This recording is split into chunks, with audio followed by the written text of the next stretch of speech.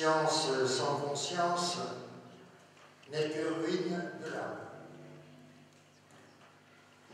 Il inventa l'art et le moyen de suspendre et arrêter la pluie dans l'air et de la faire tomber en mer. Il inventa l'art et le moyen d'anéantir la grêle, faire cesser les vents, détourner la tempête, suivant la méthode utilisée par les métananciens de Trézène. Il inventa l'art et le moyen de bombarder et de démolir forteresses et châteaux avec des engins, machines de guerre, béliers, balistes, catapultes, dont il montra le dessin fort mal compris des ingénieurs du génie. Il avait inventé récemment canons, serpentines, coulevrines, bombardes, basiliques, projetant des boulets de fer, de plomb, de bronze, pesant plus que 2 grosses enclumes, grâce à une composition faite d'une horrible poudre qui a forcé nature à s'étonner et à se confesser vaincue par l'âme. Car elle a en mépris l'usage des oxydraces qui, à force de poudre, tonnerre, grêle, éclair, tempête, vainquaient et faisaient mourir subitement leurs ennemis en plein champ de bataille. En effet, un coup de basilic est plus horrible, plus épouvantable, plus diabolique, et blesse, casse, rompt et tue plus de gens, frappe plus les sens des humains, démolit plus de murailles que ne le ferait 100 coups de tonnerre. Car livre, chapitre 61. Dans ce passage, il, en l'occurrence, c'est Messire Gaster, un maître ingénieur qui est prêt à tout pour son ventre, pour ses appétits, tout pour la tripe. Il est prêt à assécher les mers et à raser toutes les montagnes. Que signifie au fond « science sans conscience n'est que ruine de l'âme » ? Cela signifie que le savoir doit être attentif à ses propres usages et à ses propres conséquences, faute de quoi l'humanité pourrait s'effondrer. Rabelais est en avance sur un Descartes qui, le siècle suivant, préconisera, à tort ou à raison, de nous rendre, je cite, comme maîtres et possesseurs de la nature. Rabelais, c'est donc, au XVIe siècle, une écologie humaniste avant la lettre qui dénonce les méfaits de la technique sur la nature, la campagne, sur les relations entre les hommes et sur les œuvres humaines. Rabelais relève l'inconscience, voire l'inconséquence de tout homme complice de cette tragédie. Et c'est aussi en ce sens que le groupe Midnight Oil, groupe australien, 450 ans après Rabelais, après la parution du quart livre, chantera « How can we dance when our earth is turning? How can we sleep while our beds are burning? » Comment pouvons-nous danser quand notre planète est en train de tourner? Comment pouvons-nous dormir quand nos lits sont en flammes? Et tout comme Rabelais, Peter Garrett, le leader du groupe Midnight Oil, nous met en garde. Une dette sera à payer. Pay the rent. Garrett, c'est la rockstar écologiste, et dans le milieu, on l'appelle le géant vert. Il mesure 1,95 m. Normal donc de le trouver auprès des géants de Rabelais, auprès du géant Pantagruel, dans sa lutte contre les excès de la science et de la technique. Et donc, il y a un constat commun entre le XVIe siècle et le XXe siècle. Ce n'est plus la nature ou la mère nature qui protège l'homme, ce sera à l'homme de protéger la nature. En attendant, comment pouvons-nous dormir quand nos lits sont en flammes ?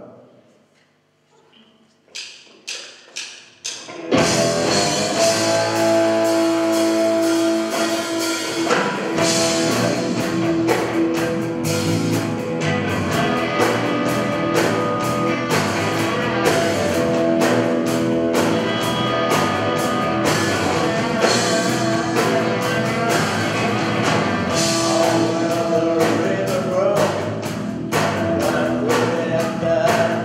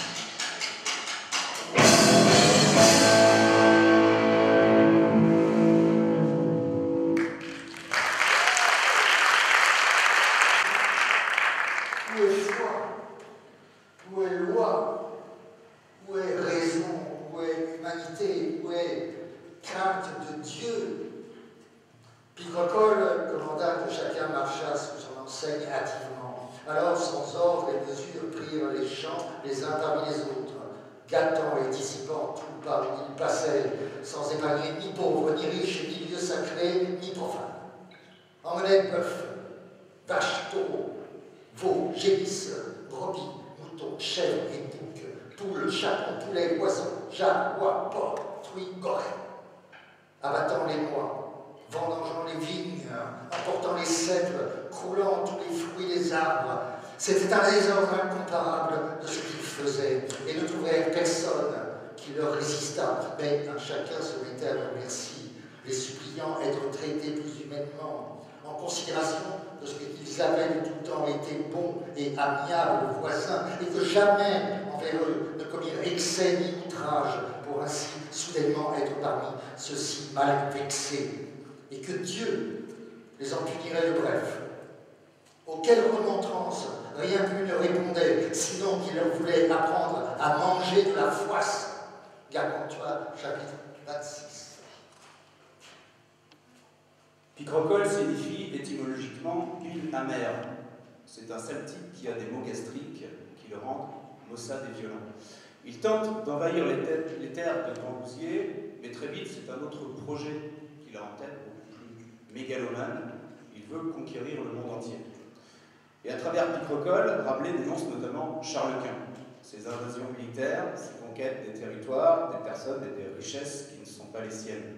Et ce, au mépris du droit, où est loi, au mépris de la morale, où est raison, au mépris du respect de la dignité de l'autre, où est humanité, au mépris aussi d'une crainte de Dieu qui, normalement, devrait forcer l'humilité.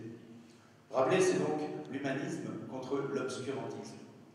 Rabelais, c'est aussi l'époque des voyages d'exploration, devrait-on dire des voyages d'extermination, la traversée de l'océan vers le Nouveau Monde. L'époque des expéditions des tueurs, comme Cortés, connu pour avoir assassiné les Aztèques et les Mexicains pour le compte de Charles Quint. À partir de l'arrivée des Espagnols au Mexique, en un demi-siècle, 22 millions d'Indiens sont exterminés. Cortés, c'est aussi l'homme à abattre pour le rock. Cortés the Killer, Cortés le meurtrier, le tueur, chantera Neil Young. Et Noir Désir aussi. Pourrir à l'ombre, Cortés, de l'Amérique vendue. Phrase que l'on retrouve dans le titre Tostaki. Le cri de Noir Désir, Tostaki, est la contraction de Todo está aquí.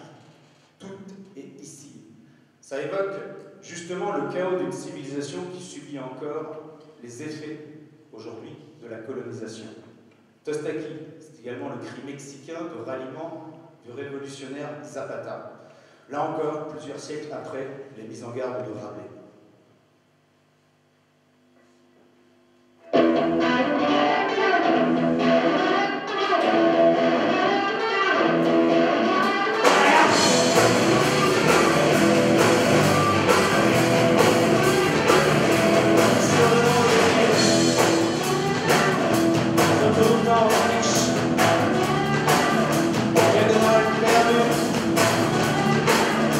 Les droites au hasard.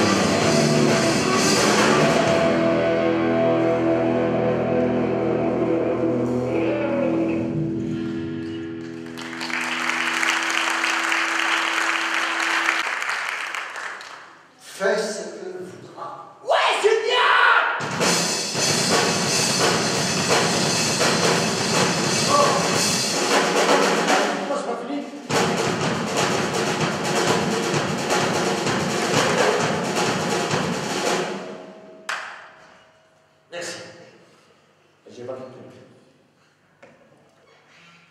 Car des gens libres, bien nés, bien instruits, vivant en honnête compagnie, ont par nature un instinct et un aiguillon qui pousse toujours vers la vertu et retire du vice. C'est ce qu'ils nommaient l'honneur. Ceux-ci, quand ils sont écrasés et asservis par une vile suggestion et contrainte, se détournent de la noble passion par laquelle ils tendaient librement à la vertu, afin de démettre et enfreindre ce joug de servitude, car nous entreprenons toujours les choses défendues et convoitons ce qui nous est dénié. Par cette liberté, ils entrèrent en une louable émulation à faire tout ce qu'ils voyaient plaire à un seul. Si l'un ou l'autre disait « buvons », tous buvaient. S'ils disaient « jouons », tous jouaient. S'ils disaient « allons nous ébattre dans les champs », tous y allaient. Ils étaient tant noblement instruits qu'il n'y avait parmi eux personne qui ne sût lire, écrire, chanter, jouer d'instruments harmonieux, parler 5 à 6 langues, et en celles-ci composer, tant en vers qu'en prose. Jamais ne furent vus chevaliers si preux, si galants, si habiles à pied et à cheval, plus verts, mieux remuant, maniant mieux toutes les armes. Jamais ne furent vues dames si élégantes, si mignonnes, moins fâcheuses, plus doctes à la main, à l'aiguille, à tous les actes féminins honnêtes et libres, qui étaient celles-là. Gargantua, chapitre 57. Fais ce que voudras. Comment, dans les tragédies inhumaines, redevenir humain? Par l'apprentissage de la liberté. Fais ce que voudras. C'est la formule inscrite à l'entrée de l'abbaye de Thélème, qui renvoie donc à la fin du Gargantua. La liberté, mais quelle liberté? Pour rappeler, pas une liberté capricieuse de faire tout et n'importe quoi, mais plutôt une liberté de mener des actions dans les règles intelligentes et assimilées d'une saine collectivité. En effet, les jeunes gens vivent dans cette abbaye, filles et garçons mélangés. Pour eux, la liberté, ça n'est pas un concept abstrait, c'est une sensation. La liberté est un goût. La liberté se mange. Et le groupe rock The Who, groupe aussi connu que les Beatles et les Stones, le groupe chantera, gueulera même dans le morceau I'm Free, Freedom Test of Reality. La liberté a un goût du réel. La liberté se dévore. Et le groupe The Who écrira aussi ce morceau Old Red Wine, vieux vin rouge, ode à cette liberté qui se boit, elle aussi. La liberté se boit pour se libérer du poids des préjugés, des traditions et des dogmes, aussi pour penser Dieu, croire en Dieu, sans une religion officielle.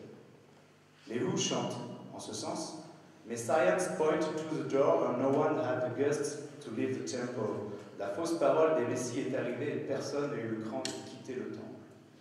Personne, sauf Rabelais. Quitter le temple pour, comme l'écrit Rabelais, s'ébattre dans les champs. C'est là un symbole de liberté que l'humaniste partage avec les Who. Et le personnage de cet opéra rock, Tommy, qui, dans l'intrigue de cet opéra, une fois libéré du poids de son propre passé, se met lui aussi à courir comme un dératé, torse nu comme le batteur derrière, dans un champ d'herbe.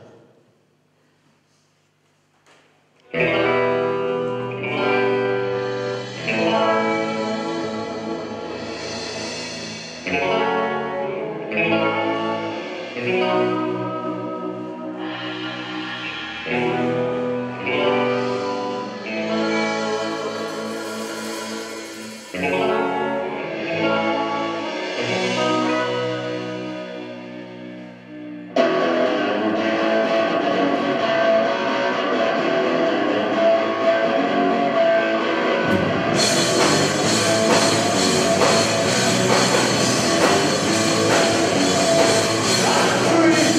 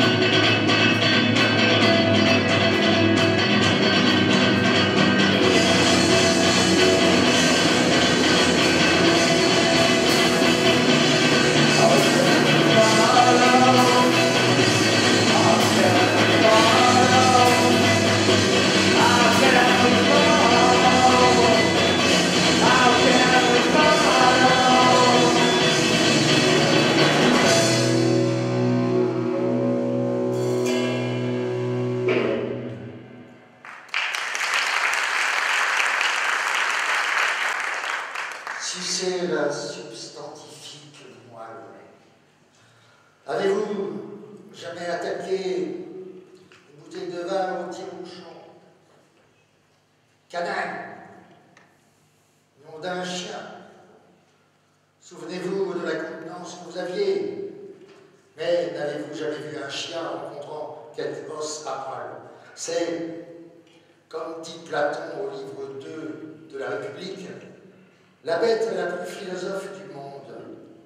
Si vous l'avez vu, vous avez pu noter avec quelle dévotion il guette son os, avec quel soin il le garde, avec quelle ferveur il le tient, avec quelle prudence il l'entame, avec quelle passion il le brise, avec quel zèle il le suce.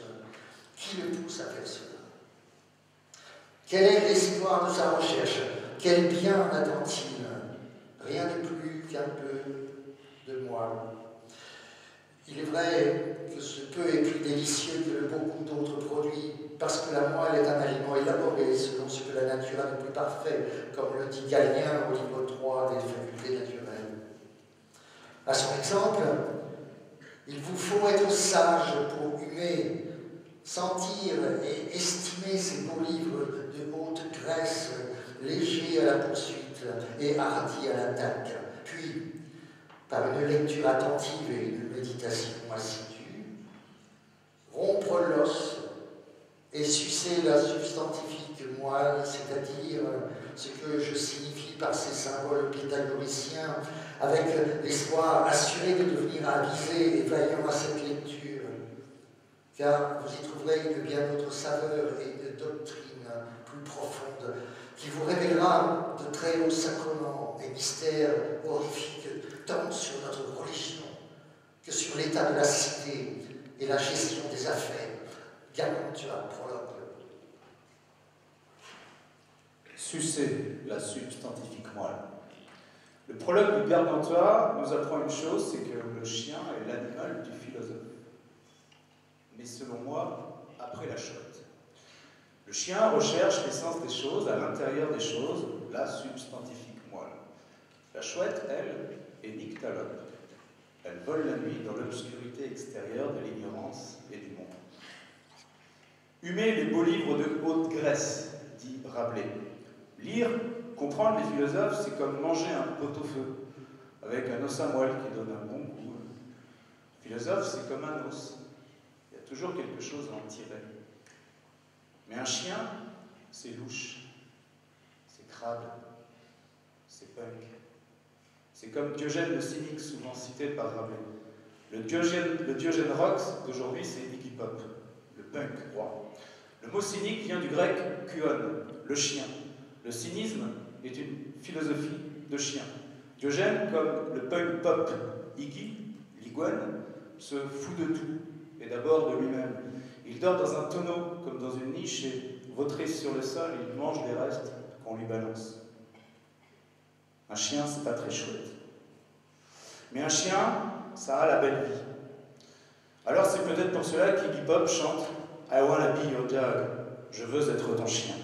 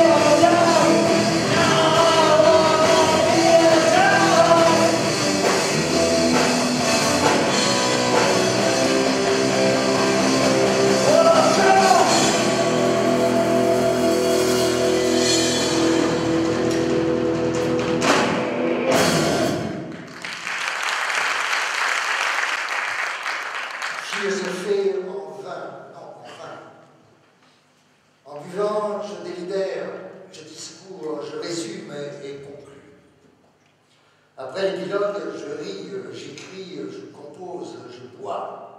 Ennius écrivait en buvant, buvait en écrivant. Échille buvait en composant, composait en buvant. Et Homère n'écrivait jamais à jeun. Caton n'écrivit jamais qu'après avoir bu. Enfant, buvez à ce godet. Si bon vous semble, laissez-le. Je ne suis pas de ces importuns siffles chopes qui, par la force et par l'outrage et la violence, contraignent les amis bidas à trinquer et même à faire cul sec, ce qui est pire que tout honnête buveur, tout honnête goûteux, altérés qu'ils sont lorsqu'ils viennent à ce mien tonneau, s'ils ne désirent pas, ne boivent pas. S'ils le désirent, et si le vin plaît au goût de la seigneurie de leur seigneurie, qu'ils boivent franchement, librement, hardiment, sans rien payer, et ne s'en privent pas, telle est ma décision. Tiers livre, prologue.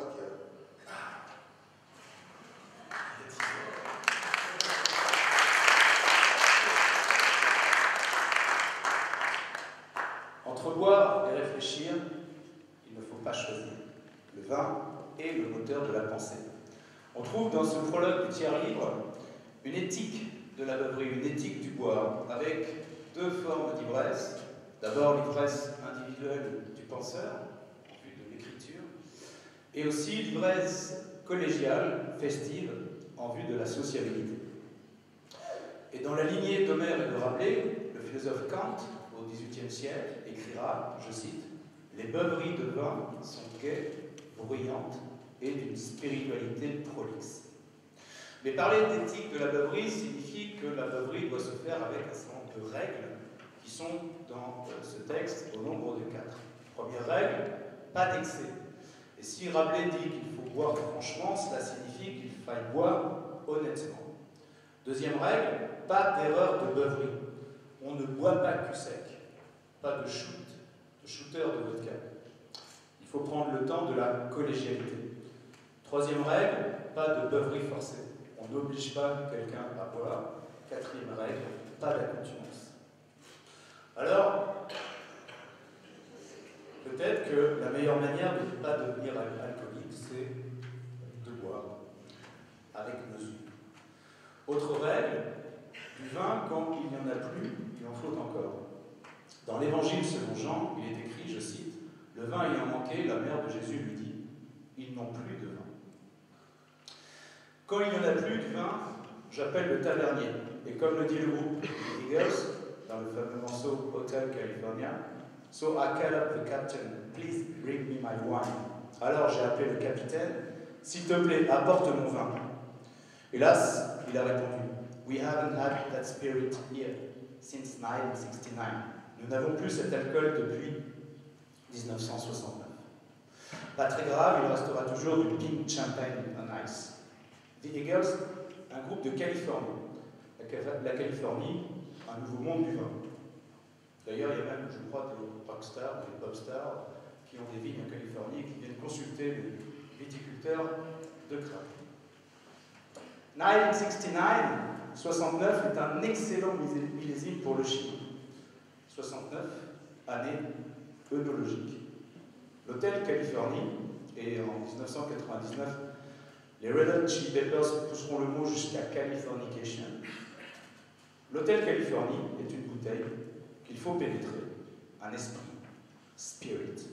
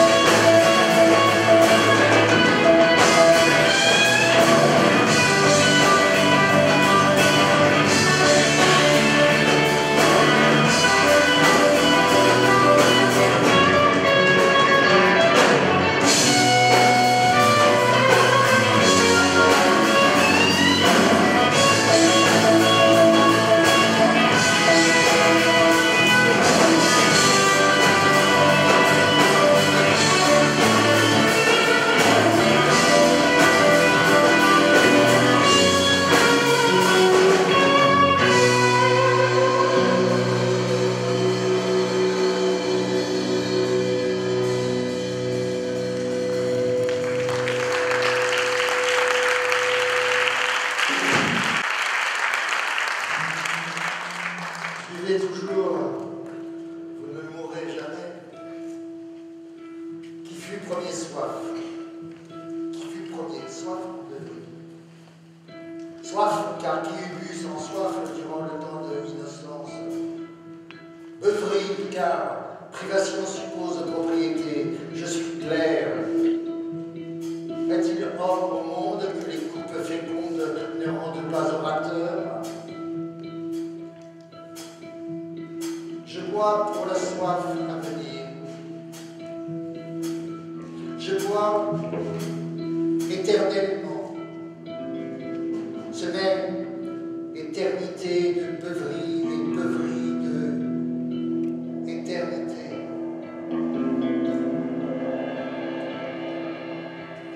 Chantons, buvons un hôtel.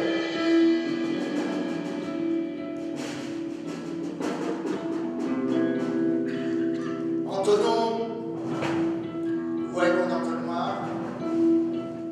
Mouillez-vous pour sécher, ou vous séchez pour mouiller. Je n'entends pas la théorie que de la pratique, je m'aide quelque peu. Hâte. Je mouille, je nage, je bois, et tout de peur de mourir. Buvez toujours, vous ne mourrez jamais. Si je ne bois, je suis à sec, me voilà mort. Mon âme s'enfuira en quelques grenières, en sec jamais l'âme n'habite. Sommelier, ô créateur de nouvelles formes, rendez-moi de noms buvants, buvants. Pérennité d'arrosement par ces nerveux et secs boyaux. Si ma couille pissait d'Elrine, la voudriez-vous bien sucer? Quelle différence est entre bouteille et flacon? Grande, car bouteille est fermée à bouchon et flacon à pisse. Nos pères burent bien et vidèrent les pots, c'est bien chier, chanter, buvant. Gargantua, chapitre 5. Dans ce passage très local du Gargantua, mais propos des biens libres, que signifie au fond cette formule un peu énigmatique? C'est bien chier, chanter, buvons. Cela signifie peut-être que l'on s'est bien exprimé, on a bien chanté, que l'on a bien expulsé, chier, qu'on a fait sa petite catharsis, et qu'il faut reprendre de l'énergie, boire. La vie est ainsi. Le vin est philosophique, il est énergie, moteur de la recherche de la vérité. Mais dans quel cadre? Dans le cadre d'un banquet. Un banquet ici, apparemment populaire, mais dont les propos cachent de vraies vérités métaphysiques. Vérité sur quoi? Par exemple, sur l'immortalité de l'âme. Depuis la philosophie antique, le milieu de l'âme est conçu comme liquide. Il faut donc irriguer l'âme. Mais aussi vérité sur l'amour, et ce depuis Platon, le banquet de Platon, cité par Rabelais. Sa discussion sur le dieu Eros. Rabelais entrera dans cette tradition du banquet philosophique en faisant son banquet à lui dans le tiers-livre où il s'agira de la question du mariage de Panurge. Et plus tard encore, au XIXe siècle, Kierkegaard, philosophe danois, écrira lui aussi son banquet où il s'agira autour de l'amour, précisément du thème de la femme. Le banquet, un banquet philosophique, c'est le mariage du vin, de la vérité et de l'amour. Dans la filiation artistique de Rabelais, Patti Smith, déesse du rock, prophétesse des mots chier, chanter, Patti Smith, elle crache sur scène.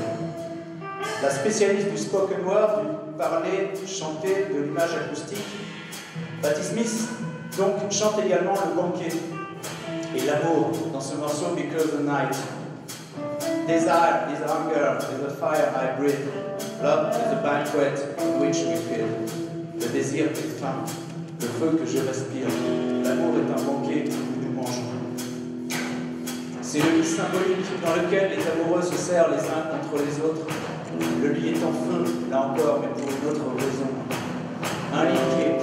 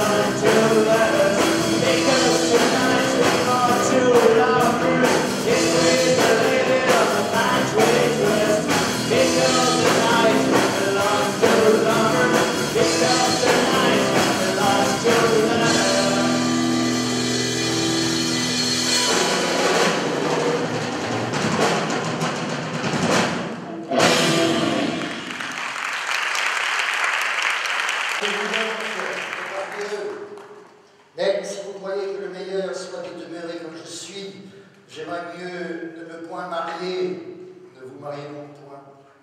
Voire, mais voudriez-vous que je demeurasse ainsi seul toute ma vie, sans compagnie conjugale? Vous savez ce qu'il est écrit, malheur au solitaire. Mariez-vous donc de par Dieu, mais si ma femme me faisait cocu. Vous savez qu'il en est grand d'années de cocu. Ne vous mariez donc pas, car la sentence de Sénèque est véritable et ne souffre point d'exception. Ce qu'à autrui tu auras fait, sois certain qu'autrui te le fera. Voilà, mais puisque je ne puis pas plus me passer de femme qu'un aveugle d'un bâton, n'est-ce pas le mieux que je m'associe qu'elle connaît et plus de femmes? Mariez-vous donc. Mais si Dieu voulait que ma femme me bâtisse, je serais plus patient que Job si je n'enrageais tout vif. Ne vous mariez donc point. Mais seul et non marié, personne ne se soucie de moi et ne me porte un amour tel qu'on dit être de l'amour conjugal. Et si par aventure je tombais malade, je serais traité à rebours. Le sage dit, là où naît femme, j'entends mère de famille et en mariage légitime, le malade est en grand danger. Mariez-vous donc de par Dieu, mais si, étant malade et impotent, ma femme non seulement ne me secourait pas aux besoins, mais encore se moquait de ma calamité et qui disait, me volait comme j'ai vu souvent advenir, ne vous mariez donc pas. Voir, mais je n'aurai jamais autrement des fils et des filles légitimes qui allassent perpétuer mon nom, auquel je laisse mon héritage et avec lesquels je me puisse égayer comme je vois journellement votre bon père faire avec vous. Mariez-vous donc de par Dieu, Pantagruel, chapitre 9. Mariez-vous donc de par Dieu. Le vin, la vérité, l'amour. Question, faut-il se marier? C'est la question que pose ce dialogue de Pantagruel entre Panurge et Pantagruel. Et par amitié, Pantagruel va tout mettre en œuvre pour que Panurge sache si son possible mariage se passera bien. Le problème, c'est qu'il fait les choses à l'envers, il veut se marier, mais il n'a personne avec qui se marier. S'engage alors une quête sur le mariage. Les moultes personnages seront consultés comme on consulte des oracles. Un juge, un médecin, un philosophe, un théologien, et même la Sibylle de Panzou, la voisine de la vieille de Cravant. Mais tout cela en vain. Et les compagnons iront même braver les océans vers la dive bouteille pour connaître la vérité sur le mariage. In vino veritas. Mais la dive bouteille se moquera bien d'eux, et sa prédiction ne sera qu'un vague conseil à la tienne et tienne. Un mariage, ça ne se prédit pas, ça se vit. Qui vivra, verra. Kierkegaard, lui, le fameux philosophe danois, écrira « Marie-toi, tu le regretteras. Ne te marie pas, tu le regretteras. » Et comme il était très drôle, il a aussi écrit « Pends-toi, tu le regretteras. Ne te pends pas, tu le regretteras. » Bref, nous sommes tous coincés dans ce que Kierkegaard appelle l'art de vivre. Il y avait bien une autre solution à laquelle Panurge pourtant n'a pas pensé. C'est la solution de Screaming Jim Hawkins, un autre fou qui faisait du blues loufoque et rabelaisien dans les années 50, 60, 70, avec ce morceau notamment chanté une fois avec Gainsbourg, Constipation Blues, blues de la constipation. Mais c'est d'un autre morceau dont il s'agit ici, le fameux I Put a Spell on You. Voilà la solution de Panurge pour avoir la maîtrise de sa relation amoureuse, une sorte de filtre d'amour. Jeter un sort à la dame pour qu'elle reste l'esclave de son amour. I put a spell on you. Je t'ai jeté un sort. Because you're mine. Car tu es à moi. Tu m'appartiens.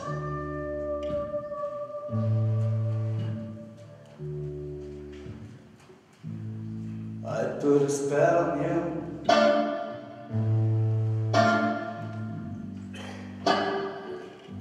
Cause you're mine.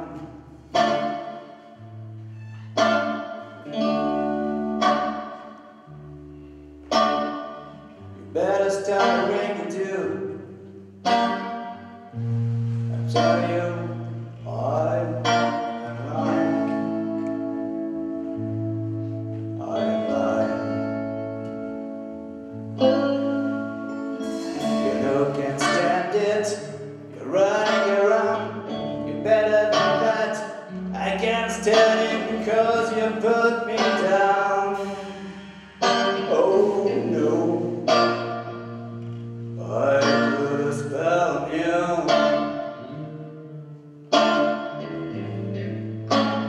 Because you're mine. Yeah.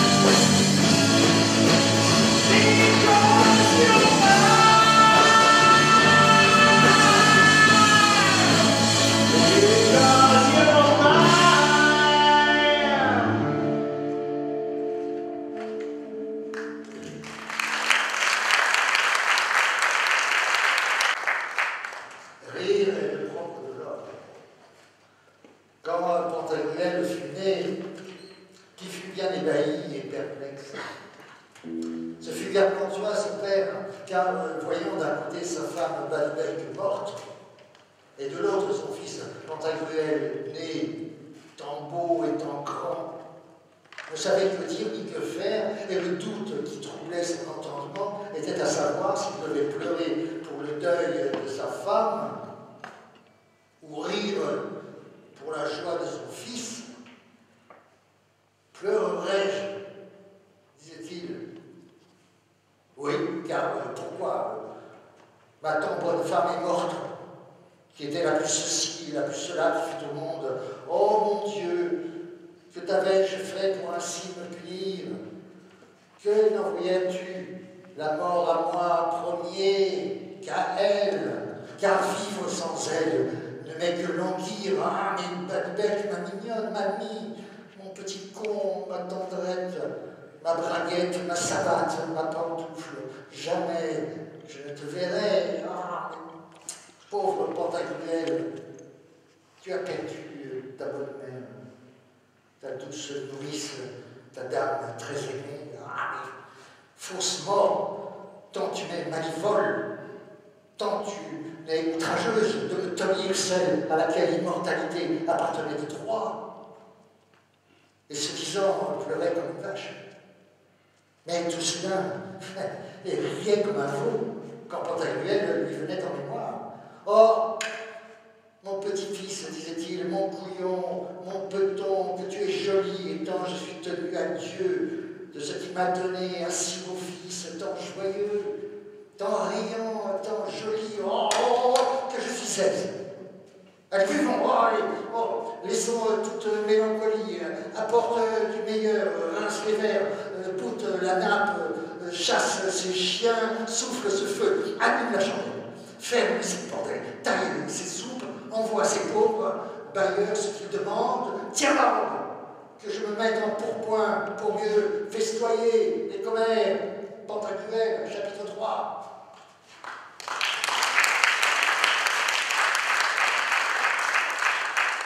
Rit des folies du monde ou pleure sur elle.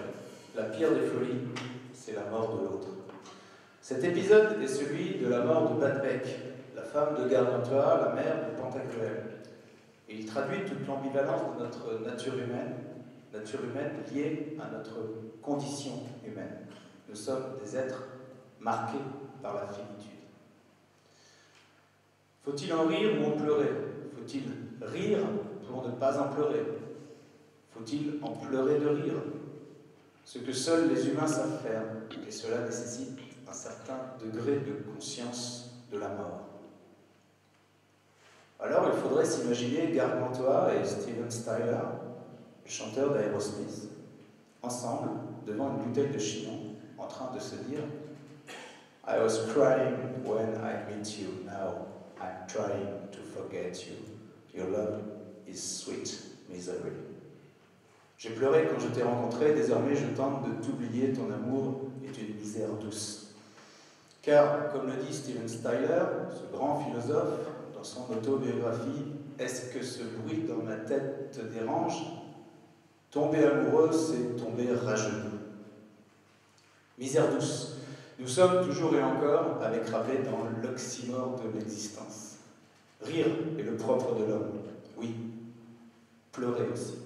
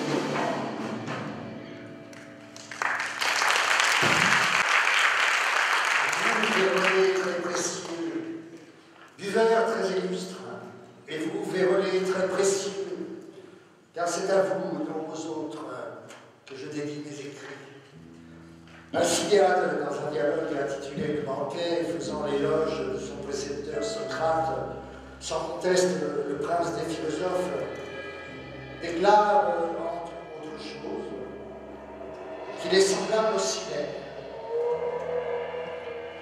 Les silènes étaient jadis de petites boîtes, comme celles que nous voyons à présent dans les boutiques des apothicaires, sur lesquelles étaient peintes des figures drôles et fluides. Harpies, satyres, oiseaux bridés, lièvres cornus, cannes battées, boucs volants, cerfs attelés, autres figures contrefaites à plaisir pour inciter les gens à rire, comme le fut Silène, maître du Bacchus.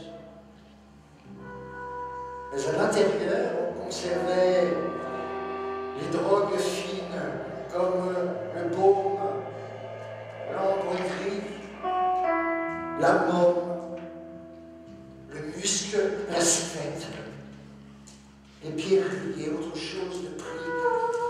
Alcibiade disait que Socrate leur était semblable, parce qu'à le voir du dehors et à l'évaluer par l'aspect extérieur, vous n'en auriez pas donné une pelure d'oignon, hein, tant il était laid de corps et d'un maintien ridicule, le nez pointu, le regard d'un taureau, le visage d'un fou, le comportement simple, les vêtements d'un paysan, de conditions modestes, malheureux avec les femmes, inapte à toute fonction dans l'État, mais toujours brillant, trinquant avec chacun, toujours se moquant, toujours cachant son divin savoir. Mais en ouvrant cette boîte, vous y auriez trouvé une céleste et inappréciable drogue, une intelligence plus qu'humaine, une force d'âme merveilleuse, un courage invincible, une sobriété sans égale, une égalité d'âme sans faille, une assurance parfaite, un détachement incroyable à l'égard de tout ce pourquoi les humains veillent, courent, travaillent, naviguent et bataillent. Gargantua, prologue.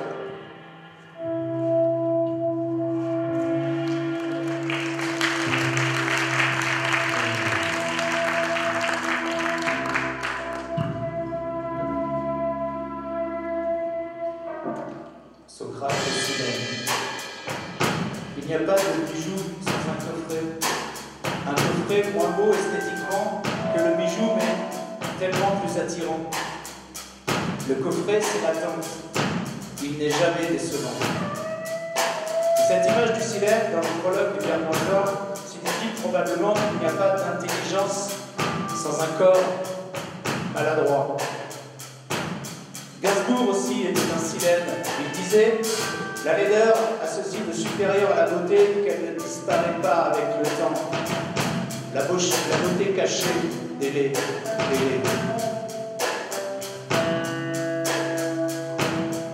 Bachung aussi était un Silène qui chantait les êtres hybrides, la distorsion entre l'apparence et l'essence, le flacon et l'ivresse, la boîte visible et son trésor caché, c'est-à-dire la générosité de l'imaginaire, le gigantisme de l'imaginaire.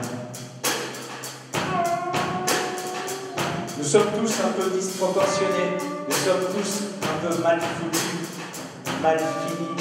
Nous sommes tous, pour citer la chanson de Bachung, malax, un peu de glaise avant la fournaise, une ébauche au pied de la falaise. Nous avons tous une tronche avec quelque chose dedans. Nous attendons qu'on vienne réveiller notre feu intérieur, qu'on vienne nous malaxer. Nous sommes des machines prêtes à tomber en panne avec un vrai cœur. Malax, le cœur de notre âme. Il n'y a donc pas de corps sans âme. Et il n'y a pas non plus de musique sans musicien. À la guitare ce soir, Jérôme Bardon.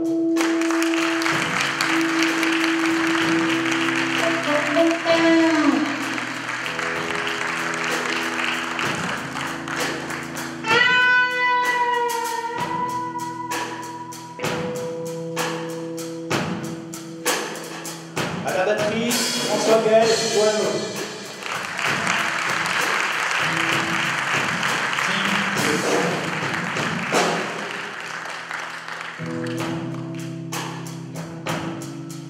La guitare basse, Chris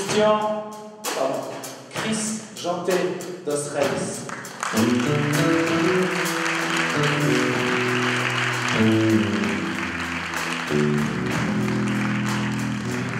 Il n'y a pas de livre de Rabelais sans lecteur de Rabelais. À la lecture, Philippe Dujean.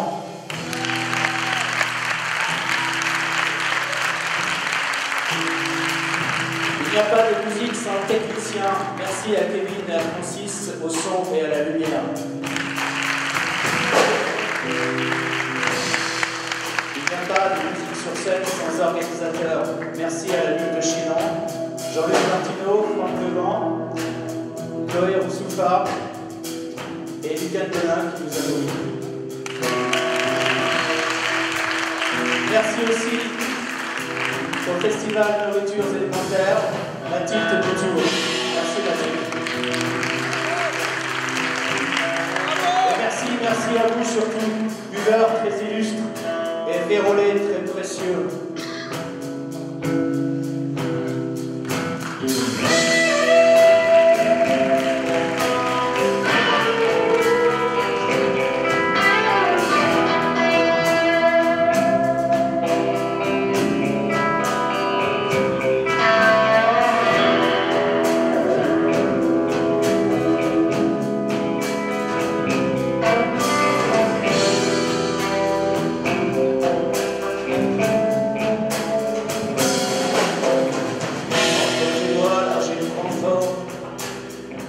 L'homme de demain sera hors norme.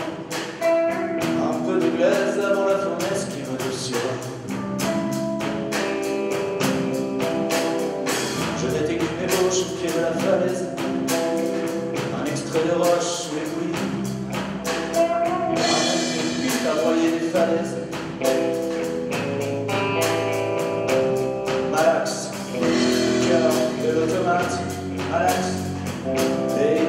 omoplates, Malax, le thorax. Issu de toi, issu de moi, on s'est hissé sur un piédestal, et du haut de nous deux, on a vu, et du haut de nous deux, on a vu.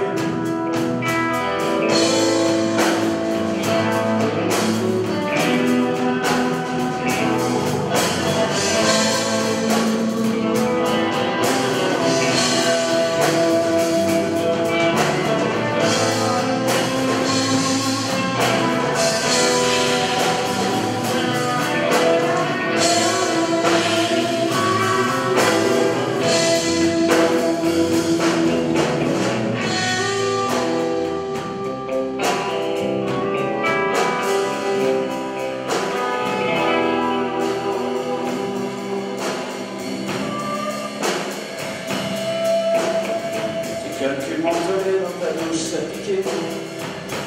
J'ai pas compté, j'ai escompté. Mais une erreur de taille s'est glissée. J'y suis resté. Malax, cœur de l'automate. Malax, Malax, et les omoplates. Malax, le thorax. Issu de toi, issu de moi. C'est sur un piédestal, et du haut de nous deux, on a vu, et du haut de nous deux, on a vu.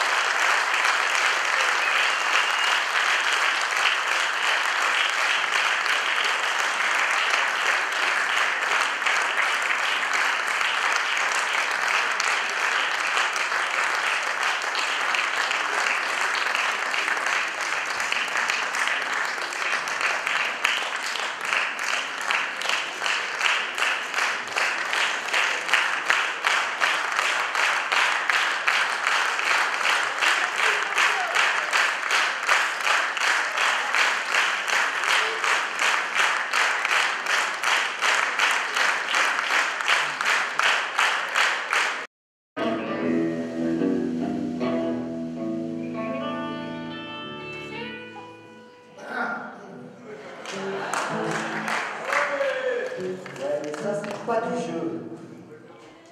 Excellent, excellent, excellent. Alcoff Rubas, Nazier. Domaine de Chinon. Fais ce que voudras.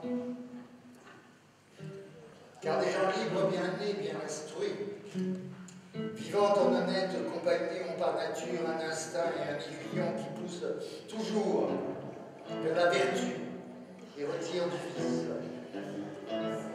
C'est ce qu'ils nommaient l'honneur. Ceux-ci, quand ils sont écrasés et asservis par une vile suggestion et contrainte, se détournent de la noble passion par laquelle ils tendaient librement à la vertu, afin de démettre et enfreindre ce joug de servitude, car nous entreprenons toujours des choses défendues et convoitons ce qui nous est dénié. Par cette liberté, ils entrèrent en une louable émulation à faire tout ce qu'ils voyaient plaire à un seul. Si l'un ou l'autre disait « buvons », tous buvaient. S'ils disaient « jouons », tous jouaient. S'ils disaient « allons nous ébattre dans les champs », tous y allaient. Ils étaient tant noblement instruits qu'il n'y avait parmi eux personne qui ne sût lire, écrire, chanter et jouer d'instruments harmonieux, parler 5 à 6 langues, et celle-ci composée, tant en vers qu'entre autres. Jamais ne fut plus chevalier si preux, si galant, si habile à pied, et à cheval, plus vert, mieux, retenant, maniant mieux toutes les armes, jamais ne furent vues d'âmes si élégantes, si mignonnes, moins fâcheuses, plus doctes à la main, à l'aiguille, à tous les actes féminins honnêtes et libres, qu'était celle-là. Car quand tu as jamais